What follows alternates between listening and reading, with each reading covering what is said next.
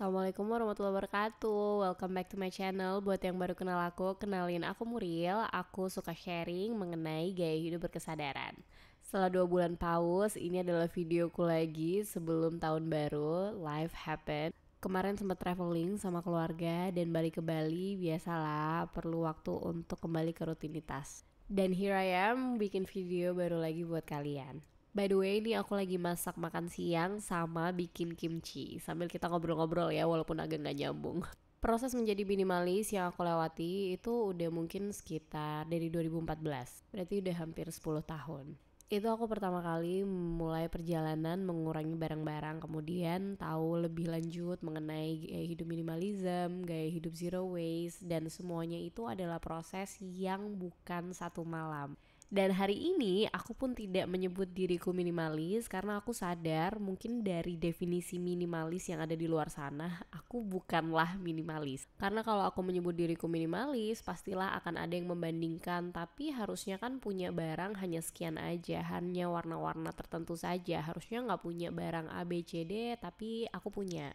Nah, tapi di sini aku juga mau ngingetin bahwa minimalis itu sebenarnya sangatlah berbeda tiap masing-masing orang. Karena keinginan, kebutuhan tiap orang itu berbeda-beda, jadi nggak ada yang sama dan sebenarnya nggak ada sih definisi minimalis itu. Dan minimalis tidak dilihat dari berapa jumlah barang, tapi bagaimana kita mindful dan intentional dalam mengkonsumsi sesuatu. Dan di video kali ini aku ingin sharing lebih mengenai barang dan bagaimana kita bisa lebih mindful dalam mengkonsumsi sesuatu. Dan tips ini nggak hanya bermanfaat untuk orang-orang yang beraspirasi untuk menjadi minimalis, tapi juga untuk non-minimalis. Kita langsung mulai aja. Yang pertama adalah decluttering before organizing. Kalian pasti sering ya nemu di TikTok, di Shorts, atau di Instagram video-video orang yang unboxing atau ASMR atau organizing gitu. Dan itu sangatlah satisfying buat aku juga karena aku juga nonton. Semuanya ditata dengan rapi, dengan kotak-kotak yang estetik, yang warnanya sama semua. Tapi jangan lupa, step pertama yang harus dilakukan sebelum organizing itu adalah declutter.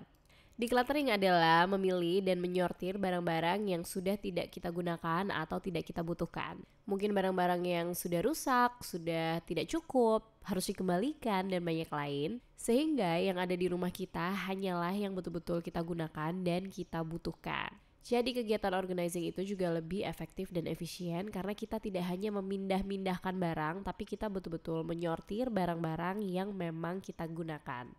Kalau kalian ngerasa overwhelmed dan ngerasa rumah itu selalu berantakan, itu bukan panggilan kalian untuk melakukan organizing atau beres-beres, tapi mungkin itu adalah panggilan untuk kalian mendeclutter dan mengurangi barang yang ada di rumah.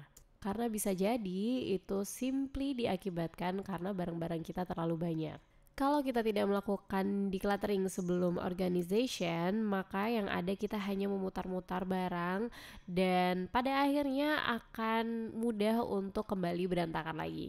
Walaupun setelah decluttering bukan berarti rumah nggak akan berantakan, tetap akan berantakan ya, tapi lebih mudah untuk kita kembalikan dan menjadi rapi. Jadi ada baiknya sebelum kita belanja dan beli kotak-kotak organization yang estetik, kita make sure bahwa yang ada di rumah itu betul-betul yang kita butuhkan dan kita gunakan. Selanjutnya adalah evaluasi atau decluttering secara berkala. Decluttering itu bukan sesuatu yang sekali dikerjakan jadi. Tapi perlu juga untuk berkala karena kadang-kadang decluttering yang pertama kita lakukan itu kita masih ada yang bingung tuh antara dibutuhkan atau diinginkan. Jadi ada barang-barang yang sayang dan lain-lain. Nah, di situ kita bisa memberi waktu kita lebih untuk tahu mana yang ternyata ini masih nggak aku pakai selama 3 bulan atau selama 6 bulan. Maka kita bisa get rid of it. Selain itu, sebagai manusia biasa, kita pasti ada kemungkinan untuk berubah karena manusia adalah seseorang yang konstan change-nya. Jadi kadang size kita berubah atau keinginan, hobi kita berubah. Apalagi kalau kita punya anak, nanti ukuran anak-anak juga cepat untuk berubah. Sehingga perlu untuk kita kembali mengevaluasi ke belakang apa aja yang barang-barang yang masih kita gunakan, yang udah enggak gitu. Karena kadang-kadang kita juga berubah preferensinya, kita berubah taste-nya sebagai manusia dan itu normal. Caranya bisa kita donasikan, bisa kita kasihkan ke saudara atau orang-orang yang ada di sekitar kita, atau bisa kita jual.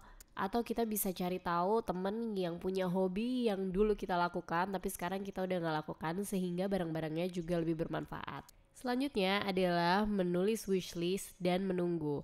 Ini adalah merupakan bentuk dari delay gratification, dan menurutku delay gratification ini adalah salah satu value penting yang aku terapkan dalam kehidupanku dan dalam aku mengedukasi anak-anak. Delay gratification itu adalah kemampuan untuk menunda kesenangan yang bersifat instan untuk sesuatu yang dapat memberi kepuasan yang lebih besar di masa mendatang. Jadi itu adalah lawan katanya dari instan gitu. Jadi aku membiasakan untuk menulis di jurnal atau di handphone apa-apa aja yang kira-kira aku butuhkan atau aku inginkan. Karena kadang kita masih agak bias ya sama kedua hal itu. Dan ini tuh yang ditulis semuanya, dari hal-hal untuk kita sendiri, hal-hal tersier seperti baju, sepatu, tas, atau untuk anak-anak gitu ya. Dan ditaruh di tulisan itu kita juga jadi tahu dan bisa kembali ke tulisan tersebut serta berefleksi, oh ternyata setelah 1 bulan aku gak gitu-gitu perlu kok barang ini gitu. Dan di situ kita jadi tahu dan bisa membedakan bahwa itu adalah keinginan dan bukan kebutuhan. Dari sini kita juga bisa dijauhkan dari yang namanya impulsive buying, karena kalau kita lihat sale atau diskon atau influencer atau orang-orang yang kita suka menggunakan sesuatu terus share link Shopee ya kan, pasti kita kayak aku pengen juga gitu. Nah, menulis dan menunggu ini sangat membantu untuk mengurangi impulsive buying. Belum lagi kalau emosi kita lagi naik turun, kadang ada yang namanya stress buying atau retail therapy gitu. Jadi dengan kita menunggu dan melihat kembali, maka kita slowing down our consumption dan juga kita slowing down our expenses. Selanjutnya adalah punya tempat atau rumah untuk semua barang. Jadi kita punya tempat yang didesain memang untuk kategori barang tersebut. Kelebihannya adalah kita lebih mudah untuk menemukan barang, dan saat kita perlu sesuatu kita bisa dengan mudah menemukannya. Karena kadang kalau misalnya kita nggak tahu barang kita ada di mana, kita jadi impulsive buying. Apalagi kalau saat itu kita betul-betul perlu, jadi beli sesuatu yang sebenarnya kita udah punya, cuma kita nggak tahu di mana. Karena memang ada barang-barang yang kita pakai hanya sekali-sekali, misalnya lakban atau gunting atau staples, hal-hal kayak gitu. Selain itu membantu rumah menjadi rapi dan gak kelihatan clutter, karena clutter space equals to clutter mind. Kita juga jadi lebih mudah untuk mengajarkan ke anak-anak dan juga suami untuk mengembalikan barang-barang ke tempatnya dan gak bingung lagi gitu mau taruh di mana, karena semua ada rumahnya. Berantakan itu pasti ya kan, gak selalu rumah itu rapi, tapi paling gak kalau ada rumahnya, maksudnya ada tempat untuk mengembalikannya, maka merapikan itu adalah sesuatu yang mudah. Selanjutnya adalah jangan beli masalah. Maksudnya gimana? Kadang kita tuh beli sesuatu untuk menjadi solusi dari masalah kita pada saat itu. Padahal tanpa kita sadari, ini bisa menyebabkan masalah-masalah lain. Contohnya, misalnya kita ngerasa kita harus ganti handphone, terus kita ganti handphone baru dengan brand baru, mungkin yang lagi trendy gitu. Setelah beli kita baru menyadari bahwa oh iya ya, berarti dengan handphone aku perlu earphone, dengan handphone aku perlu aksesoris-aksesoris yang mendukung untuk aku menggunakan handphoneku dengan maksimal. Terus nanti kita beli sesuatu yang baru, ternyata warnanya gak cocok, ternyata aku harus beli sesuatu yang lain supaya bikin matching gitu misalnya. Atau misalnya nih, ini terjadi sama aku, misalnya kita beli baju yang ukurannya lebih besar, lebih panjang, dan pokoknya gak pas lah ya sama badan kita, dan memerlukan alteration atau dibawa ke penjahit untuk mengubah-ubah sehingga pas. Nah itu kan effort tertentu, kita harus datang ke penjahit, we make time, we also pay gitu kan. Menurut aku itu creating another problem, karena aku beli sesuatu yang bikin aku gak bisa memanfaatkan secara langsung gitu, dan bahkan berpotensi untuk dia diem aja di dalam lemari karena aku malas bawa ke penjahit. Selanjutnya adalah kalau kita tidak bisa membeli dan membayar dengan cash atau uang kontan, maka kita tidak mampu membelinya dan tidak perlu membelinya. It means we cannot afford it. Aku membahas kasus-kasus yang sekarang banyak itu adalah banyak pay later, semua marketplace itu ada pay later yang memungkinkan kita untuk seperti berhutang dan membayar nanti untuk sesuatu yang sebenarnya belum tentu kita butuhkan gitu. Banyak barang-barang lifestyle, barang-barang trendy atau yang hanya karena diskon maka kita ngerasa kita perlu untuk beli.